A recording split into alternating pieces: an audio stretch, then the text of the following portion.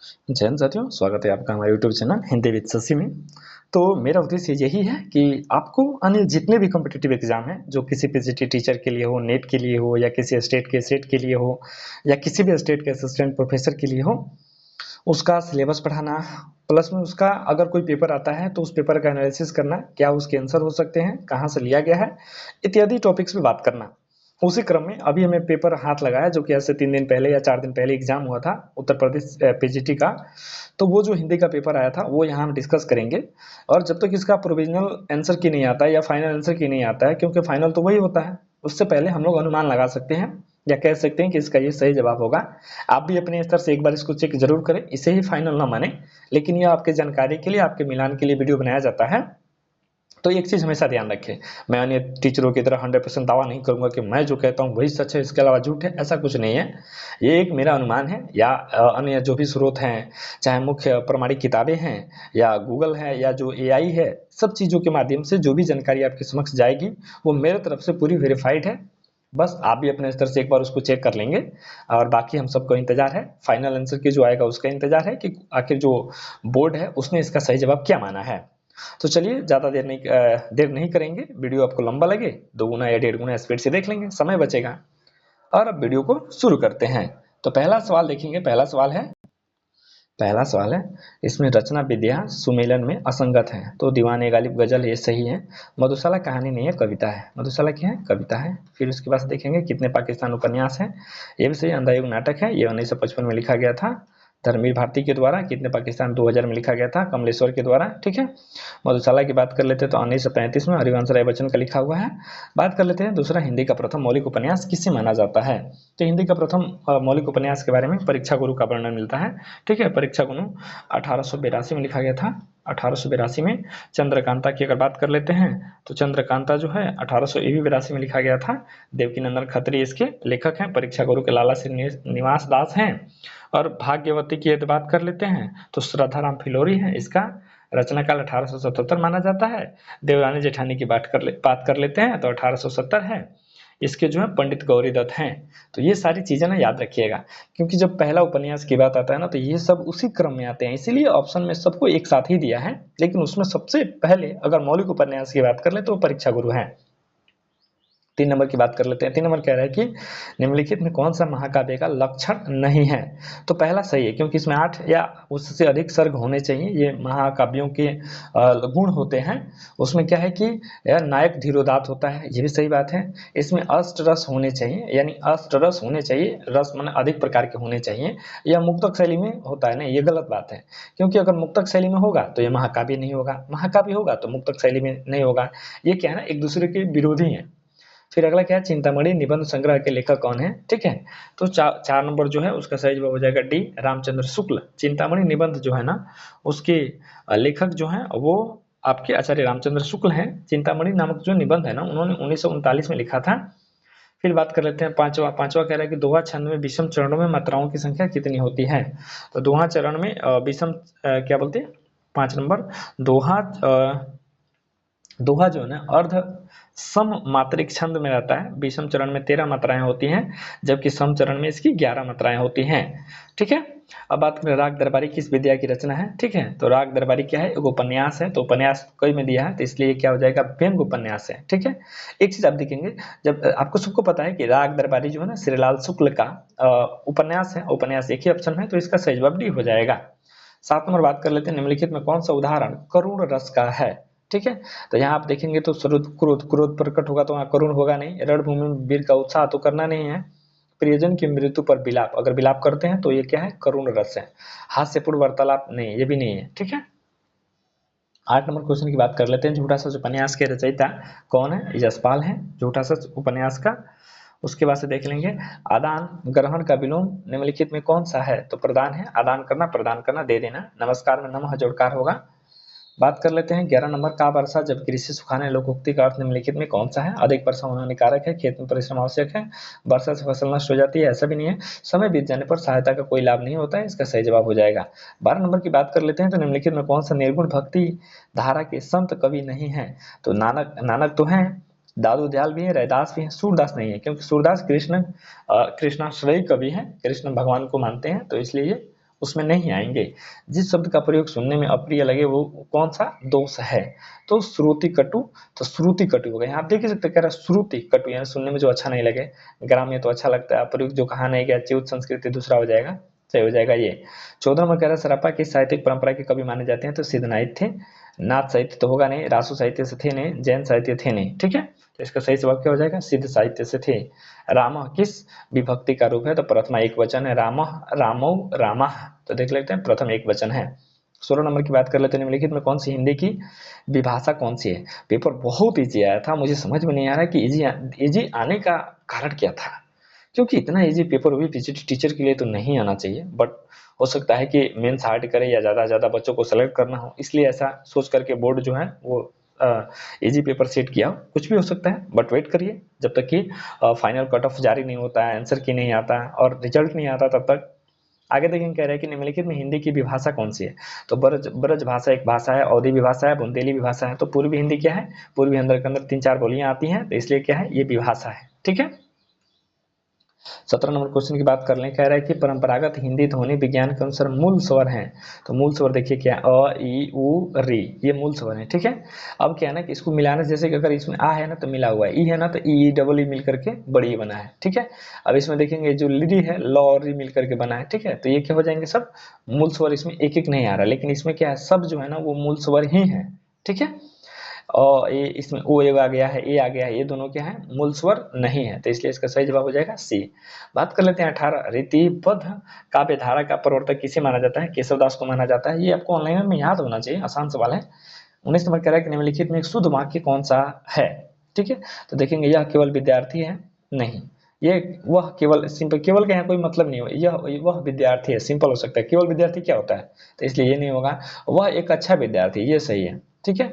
उसको केवल विद्यार्थी है, नहीं, ये भी गलत है। वह केवल मात्र, यहाँ केवल और मात्र एक साथ आ गया, इसलिए भी गलत है। 20 नंबर की बात कर लेते हैं, शुद्ध वाक्य कौन सा है? उज्ज्वल जो है वो शुद्ध वाक्य है, सॉरी वाक्य नहीं, शब्द होगा ना, शब्द है। उसने कहा था, कहानी के रचयिता कौन है? चंद्र शर्मा गुलेरी है, 1915 में आया था ये, ठीक है। निम्नलिखित में कौन सा साहित्य के आदिकाल की प्रमुख प्रवृत्ति कौन सी है? तो श्रृंगारी काव्य तो आदिकाल में है नहीं, ठीक है। वीरगाथा एवं चरित काव्य बिल्कुल यही है। रहस्यवादी काव्य ये सब क्षयवाद में मिलता है। रीति निरूपण काव्य जो है ये भी आपको हाँ कह सकते हैं रीतिकालीन या क्षयवाद के आसपास ही मिलता है, लेकिन वीरगाथा काल में और आदिकाल भी सही होगा, ठीक है। मैथिली शरण गुप्त की कौन सी रचना द्विवेदी युग की प्रतिनिधि कीर्ति है? तो देखेंगे भारत भारती, मैथिली शरण गुप्त उनकी एक रचना है, 23 नंबर आप यहाँ से देख लेंगे। उसके बाद से है 23 नंबर देख लेंगे, द्वापर, यशोधरा, पंचवटी, ये सब तो उनकी रचना नहीं है। क्या बोलूं मैं, क्या याद करूं, किसकी आत्मकथा? हरिवंश राय बच्चन की है, ठीक है। क्या बोलूं, याद करूं।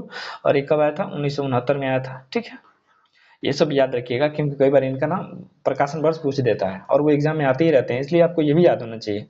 परंपरागत मान्यता के अनुसार रामचरितमानस की रचना किस विक्रम संवत में माना जाता है? 1631 में माना जाता है। ये बहुत इंपॉर्टेंट क्वेश्चन है और ये कई भी एग्जाम में पूछा गया है।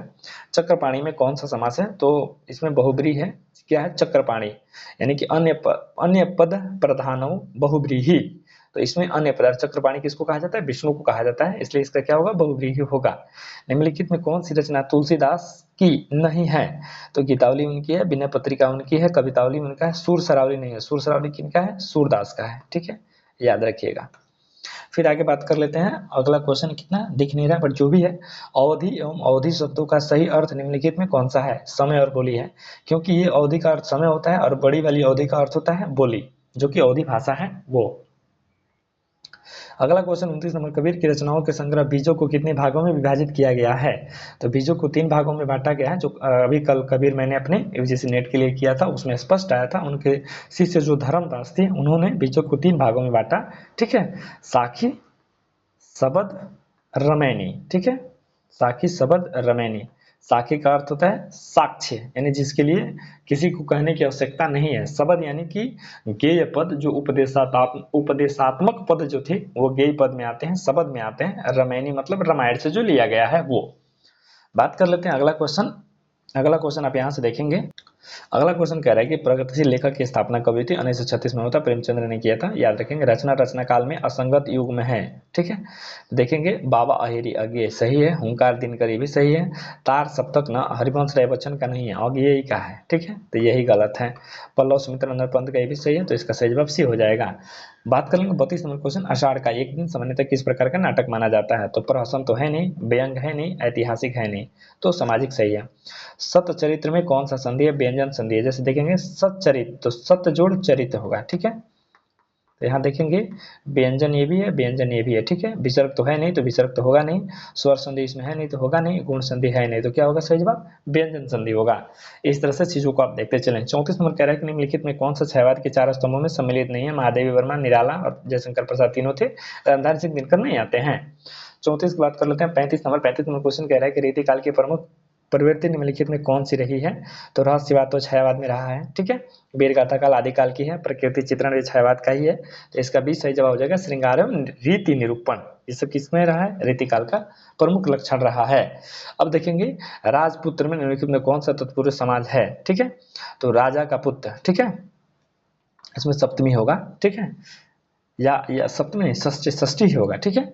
37 में बात कर लेते हैं। पृथ्वीराज रासो के रचयिता कौन है? चंद्रवरदाई है, 1540 में इसकी रचना हुई थी, इंपोर्टेंट क्वेश्चन है, कई बार पूछा हुआ है। महिला अंचल उपन्यास के रचयिता कौन है? फणीश्वरनाथ रेणु है, 1954 में इसकी रचना हुई थी। फिर बात कर लेते हैं चारुचंद्र की चंचल किरणें खेल रही थी जल थल में, कौन सा अलंकार है? अनुप्रास अलंकार है, क्योंकि इसमें एक ही वर्ण की बार बार रिपीट हो रही है, ठीक है। उसके बाद से देखेंगे 40, हरिपद कोमल कमल से कौन सा अलंकार है? हरिपद कोमल, 40 नंबर यहाँ से देखेंगे, 40 का सही जवाब हो जाएगा। 40 नंबर यहाँ से देखेंगे डी हो जाएगा। उसके बाद से मद्रकांता छंद किस श्रेणी का छंद है? तो मद्रकांता जो है ना वर्णिक छंद का है। फिर से 42 नंबर है, कलम का सिपाही किसकी जीवनी है? तो ये प्रेमचंद्र की जीवनी है, इनके बेटे अमृत राय के द्वारा लिखा गया है, ठीक है, अमृत राय के द्वारा लिखा गया है।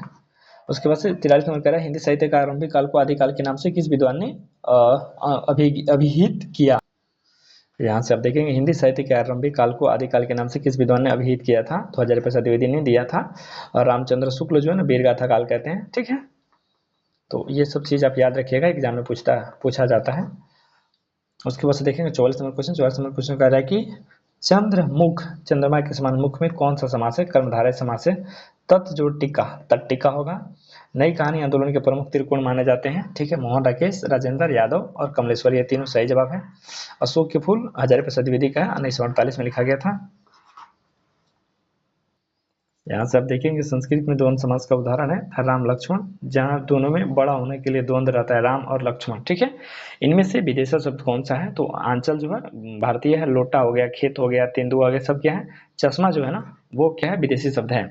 शेखर एक जीवन उपन्यास के लेखक कौन है? अज्ञेय है, एक 1940 में प्रथम प्रकाशन, एक 1944 में हुआ था, ठीक है। फिर बात कर लेते हैं सूरसागर की काव्य रचना मुख्यतः किस शैली में लिखी गई है? तो क्या है? भगवत आधारित पद शैली में लिखी गई है।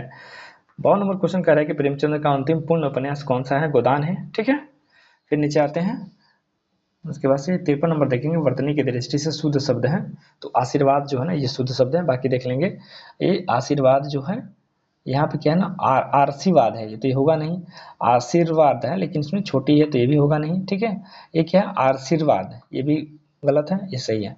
गुरु का क्या होता है? गुरु मतलब भारी होता है, विलोम शब्द क्या होता है? तो गुरु का लघु, यानी लघु मतलब छोटा। अज्ञ का अर्थ होता है जो बिल्कुल नहीं जानता हूँ, मूर्ख का मतलब जो मूर्ख होता है, शिष्य मतलब चेला। 55 नंबर देखेंगे जो कुछ भी न जानता हो के लिए निम्नलिखित में कौन सा एक शब्द उपयुक्त है? जो कुछ भी न जानता हो उसको अज्ञ बोलते हैं, जो कम जानता है उसको अल्पज्ञ बोलते हैं, जो बहुत जानता है उसको विज्ञ बोलते हैं, जो सब कुछ जानता है उसको सर्वज्ञ बोलते हैं। तो ये सारी चीजें यहाँ पे आप देख लेंगे। 56 नंबर की बात कर लेते हैं, विद्या जो डाले का संधि रूप है। इतना आसान पेपर कैसे हो सकता है, समझ भी नहीं आ रहा है। आखिर बोर्ड क्या सोच के पेपर सेट किया है? विद्यालय भी पीजीटी टीचर के लिए, तो वो भी उत्तर प्रदेश के लिए। 57 नंबर की बात करें, संविधान सभा ने हिंदी को राजभाषा के रूप में कब स्वीकार किया था? 14 सितंबर 1949 को किया था। पठनीय शब्द में प्रयुक्त कौन सा है? अनीय है, पठन जोड़ ई, अनीय, ठीक है, पठ जोड़ अनीय, पठनीय। दर्शन, किसी के दर्शन करना शब्द का प्रयोग सामान्यतः किस वचन में होता है? देखिए आप कहीं पढ़ेंगे ना तो दर्शन हुए, ठीक है, यानी कि प्रभु के दर्शन हुए, हमेशा सदा बहुवचन में ही प्रयोग होता है, इस चीज को आप ध्यान में रखिएगा। एक वचन में तो कभी होता नहीं है, और कभी कभी ऐसा नहीं होता, हमेशा उसके, जैसे हनुमान जी की दर्शन हुए, ठीक है, हुआ नहीं। अब बात कर लेते हैं 60 नंबर क्वेश्चन। महावीर प्रसाद द्विवेदी ने सरस्वती पत्रिका का संपादन किस अवधि वर्ष में किया था? 1930 से लेकर के 1920, सॉरी 1903 से लेकर के 1920 तक। ये क्या है ना, ये क्वेश्चन मुझे एक दो और पेपर में मिल चुका है, जो कॉम्पिटेटिव एग्जाम कहीं ना कहीं प्रोफेसर के एग्जाम में आया था। ठीक है, तो देख लीजिए कितना इंपॉर्टेंट है, ये क्वेश्चन बार बार मिल रहा है, तो इसको आप याद रखिएगा। रचना रचनाकार का सुमेलित संघ है। तो अगर हम यहाँ बात कर लेते हैं, अगर 61 नंबर देख लेंगे, 61 नंबर कह रहा है कि 61 नंबर क्या है कि इसका मैंने सही सुमेलित देखना है। तो अग्निपथ रामधारी सिंह दिनकर नहीं है, अग्निपथ के लेखक हरिवंश राय बच्चन है, तो ये तो मैच है नहीं, हरिवंश राय बच्चन है इसके। उर्वशी की बात कर लेते हैं, तो उर्वशी के जयशंकर प्रसाद है, मैथिली शरण गुप्त नहीं है। ठीक है, जयशंकर प्रसाद है। नीरजा की बात कर लेते हैं, महादेवी वर्मा है। ठीक है, हेम तरंगनी माखनलाल चतुर्वेदी, ये राइट है। ठीक है, अब हम बात कर लेंगे 61 के बाद से 62 नंबर क्वेश्चन देखेंगे। नागार्जुन की कौन सी रचना है? तो बलचनामा जो है, नागार्जुन का तमस जो है भीष्म साहनी का है। ठीक है, भीष्म साहनी का, मित्रों मर्जानी कृष्णा शोभती का है, गुनाहों का देवता धर्मवीर भारती है। ठीक है, तो इस तरह से देख लेंगे। राम राज बैठे त्रिलोका हर्षित भय सब शोका, किस गुण का उदाहरण है? प्रसाद गुण है। निम्नलिखित में कौन सा शब्द तद्भव है? ठीक है, तो चक्षु, नयन, लोचन, ये सब क्या है? संस्कृत से लिए गए हैं, तो ये तत्सम है, बाकी आंख क्या है? तद्भव है। रचना के आधार पर वाक्य कितने भेद होते हैं? 3 भेद होते हैं, रूढ़, यौगिक, योग रूढ़। ठीक है, योग रूढ़। बात कर लेते हैं इनमें कौन से स्त्रीलिंग शब्द हैं। ठीक है, तो आप देखेंगे घी महंगा है, ये पुल्लिंग हो गया। तेल, आप देखेंगे यहाँ पे तेल, तेल महंगा है, महंगे नहीं होता, तेल महंगा है। दही खट्टा है। ठीक है, तो मिठाई खाई, मिठाई खाया नहीं, मिठाई खाई, यानी कि मिठाई क्या है? स्त्रीलिंग है। ठीक है, तो इसका सही जवाब डी हो जाएगा। सूर्योदय का संधि विच्छेद कौन सा है? सूर्य जोड़ उदय, एक मिनट देख लेते हैं कहीं, हाँ ये होगा सूर्य जोड़ उदय। यहाँ पे और ऊ मिल के क्या हो जाएगा? ओ हो जाएगा। ठीक है, तो यहाँ पे क्या होगा? सूर्योदय हो जाएगा। फिर अगला क्या है? अगला देखेंगे, अगला यहाँ पे क्या है कि कालिदास की रचना नहीं है, रघुवंशम, मेघदूत, कुमार संभव, तीनों उनकी रचना है। किराता अर्जुनियम क्या है? भारवी की रचना है। ठीक है, भारवी की रचना है। तितली उपन्यास के लेखक कौन है? जयशंकर प्रसाद है। मलिक मोहम्मद जैसी कृत पद्मावत का प्रचलित रचना वर्ष कौन सा माना जाता है? तो 1540 माना जाता है। ऊपर मैंने बताया और आगे चल के ये आंसर आ भी गया, और मैंने कहा भी था कि इंपोर्टेंट है, कई बार एग्जाम में पूछा गया है। 10 कुमार चरित किसकी रचना है? तो ये दंडी की रचना है। राम ने रावण को बाण से मारा में कारक है, कर्ता ने कर्म को करण से यानी बाण से। ठीक है, तो इसका सही जवाब सी हो जाएगा। 73 नंबर की बात कर लेते हैं, तो आधे अधूरे नाटक के लेखक कौन है? तो आधे अधूरे नाटक के लेखक आपके मोहन राकेश हैं। 73 के बाद हम बात कर लेंगे 74 का। ठीक है, तो 74 आप यहाँ से देखेंगे, और आधे अधूरे कब लिखा गया था? 1969 में लिखा गया था। ये भी इंपॉर्टेंट है, क्या पता आगे ये भी पूछ लें, इंपॉर्टेंट है तो पूछ सकता है। अष्टछाप के कवियों का संगठन किसने किया था? तो वल्लभाचार्य के पुत्र जो थे, सॉरी विठलनाथ ने किया था। ठीक है, सुर साहित्य के लेखक कौन से? हजाय प्रसाद द्विवेदी हैं। भारतेंदु हरिश्चंद्र को आधुनिक हिंदी साहित्य का जनक किस साहित्य इतिहासकार ने कहा है? रामचंद्र शुक्ल ने कहा है। देवनागरी लिपि की विशेषता नहीं है, विशेषता इसमें नहीं बताना है। तो स्वर एवं व्यंजन का स्पष्ट विभाजन बिल्कुल है। एक ध्वनि के लिए एक चिन्ह भी बिल्कुल है। उच्चारणानुसार लेखन ये भी सही है। यह दाएं से बाएं लिखी जाती है, जैसे मान लीजिए दाएं यह है, अब बाएं यह है। ठीक है, तो यह सॉरी यह बायां है। ठीक है, और यह क्या है? दायां है। तो ये गलत है ना, इधर से इधर थोड़े लिखा जाता है, इधर से इधर लिखा जाता है, बाएं से दाएं लिखी जाती है, तो इसका बी हो जाएगा, ये गलत है। ठीक है, अगला क्या? परंपरागत संस्कृत व्याकरण के अनुसार हिंदी में कुल कितने व्यंजन माने जाते हैं? 33 माने जाते हैं। बात कर लेते हैं 79 का। 79 कह रहा है कि निम्नलिखित में कौन सा साहित्यकार भारतेंदु मंडल से संबंधित नहीं है? तो प्रताप नारायण मिश्र थे, बालकृष्ण भट्ट थे, बद्रीनाथ चौधरी प्रेमघन भी है, मैथिली शरण गुप्त नहीं है। ठीक है, गेहूं और गुलाब संस्मरण के रचयिता कौन है? तो राम वृक्ष बेनीपीरी है, ये बहुत इंपॉर्टेंट है, यूजीसी नेट के सिलेबस में भी बार बार पूछा जाता है। 81 नंबर की बात कर लेते हैं। अरे यावर रहेगा याद यात्रा वृतांत के लेखक कौन है? तो अज्ञेय हैं। किस राजस्थान के हैं? तो यमंडनम नासिका च। ठीक है, सॉरी ईचू एसानम तालु, ईचू ईचू। ठीक है, तो ई और च से चवर्ग होता है, ईचू एसानम च छ ज। ठीक है, इसका क्या है? ईचू एसानम तालु यानी तालाब, इसका सही जवाब हो जाएगा। ठीक है, पुष्प के परिवाची निम्नलिखित में कौन सा है? ठीक है, तो पत्र तो होगा नहीं, पल्लव होगा नहीं, तरु, तरु मतलब तो पेड़ होता है, खैर सुमन होगा। ठीक है, राम की शक्ति पूजा किसकी रचना है? सूर्यकांत त्रिपाठी निराला की बहुत अच्छी रचना है, पढ़ने के बाद मजा आ गया था। विकास देवी कीर्ति सर ने जब पढ़ाया था, शरीर के रोंगटे रोंगटे खड़े हो गए थे, इतनी अच्छी कविता है, कभी आप पढ़िएगा उसको, मन प्रसन्न हो जाएगा। 85 जयशंकर प्रसाद की कौन सी रचना नहीं है?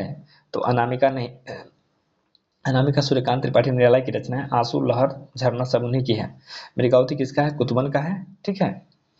पद परिचय में सामान्यतः किन तत्वों का उल्लेख किया जाता है? लिंग, वचन एवं कारक एवं पद संबंध सभी का उल्लेख किया जाता है, किसी एक का नहीं किया जाता है, और बाकी सभी में एक एक ऑप्शन है। 88 की बात कर लेते हैं। रामचंद्र शुक्ल के निबंध श्रद्धा भक्ति के अनुसार श्रद्धा का संबंध किससे है? तो गुरुजनों से। नहीं, ऐसा कोई जरूरी नहीं है। ठीक है, वृद्धों से भी कोई जरूरी नहीं है, केवल देवताओं से भी कोई जरूरी नहीं, सद्गुणों के प्रति भाव से। यानी किसी व्यक्ति के अंदर, चाहे वो वृद्ध हो चाहे वो गुरुजी हो, अगर उसके अंदर सद्गुण है तो उसके प्रति से श्रद्धा उत्पन्न होगी। अगर उनके अंदर सद्गुण नहीं है तो श्रद्धा उत्पन्न नहीं होगा। तो इसका सी सही जवाब हो जाएगा। सामान्यतः हिंदी का प्रथम मौलिक नाटक किसे माना जाता है? नहुस को माना जाता है। अगर 89 की बात कर लेते हैं तो 89 का सही जवाब हो जाएगा नहुस, डी।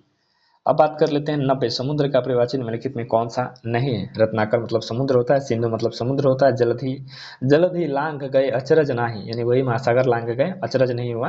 कुल मतलब एक होता है वंश, एक होता है किनारा, तो फिर ये इसका सही जवाब यही हो जाएगा। 91 नंबर की बात कर लेते हैं। डॉक्टर जॉर्ज गिरेसन के अनुसार हिंदी की प्रमुख उपभाषाओं की संख्या कितनी है? 4। इंदुमती कहानी का प्रकाशन किस पत्रिका में और कब हुआ था? तो सरस्वती पत्रिका में 1900 में हुआ था। पायुजी मैंने राम रतन धन पायो में कौन सा अलंकार है? रूपक अलंकार है। शिशुपाल वध महाकाव्य के रचयिता कौन है? कवि माघ। ठीक है। आसमान सिर पर उठाना मुहावरे का अर्थ निम्नलिखित में से कौन सा? क्रोधित होना नहीं, घमंड करना नहीं, ऊंचाई पर पहुंचना नहीं, बहुत शोर मचाना। सही जवाब है त्यागपत्र, जैनेन्द्र कुमार है। सुनीता उन्हीं का रचना है। इलाचंद्र जोशिया की इनकी नहीं है। कामायनी हिंदी साहित्य में किस काव्य के अंतर्गत मानी जाती है? तो क्या करें? खंड काव्य तो है नहीं, गीति काव्य है नहीं, मुक्तक तो है नहीं, तो कमायनी क्या है? आख्यानक महाकाव्य है। देवनागरी लिपि की त्रुटियों को सुधार हेतु प्रयास किसने किया था? किसने नहीं किया? ये ध्यान रखिएगा। मैं भी जब फर्स्ट टाइम सवाल देखा तो लगा सब करने, बट तब जाके ध्यान दिया कि किसने नहीं किया है। तो श्याम सुंदर तो उसका अच्छा खासा इफेक्ट है, उन्होंने किया है। बंकिम चंद्र चटर्जी ने भी किया। महावीर प्रसाद द्विवेदी तो उसके शुद्धता पर इतना ध्यान दिए, शायद ही किसी ने दिया होगा। गोरख प्रसाद, इसमें इनका कोई श्रेय नहीं है। 99 नंबर की बात कर लेते हैं। 99 नंबर कह रहा है कि देवनागरी लिपि की मूल स्रोत किस लिपि को माना जाता है? ठीक है, तो ब्राह्मणी लिपि को माना जाता है। शारदा लिपि है नहीं। कुटिल लिपि, हाँ कुटिल लिपि मानी जाती है, बट कुटिल लिपि दूसरी लिपि है। ठीक है, तो इसका सही जवाब ये हो जाएगा। राजा निर्वंशीय कहानी के लेखक हैं कमलेश्वर है। यूजीसी नेट के सिलेबस में एक कहानी लगी है। ठीक है।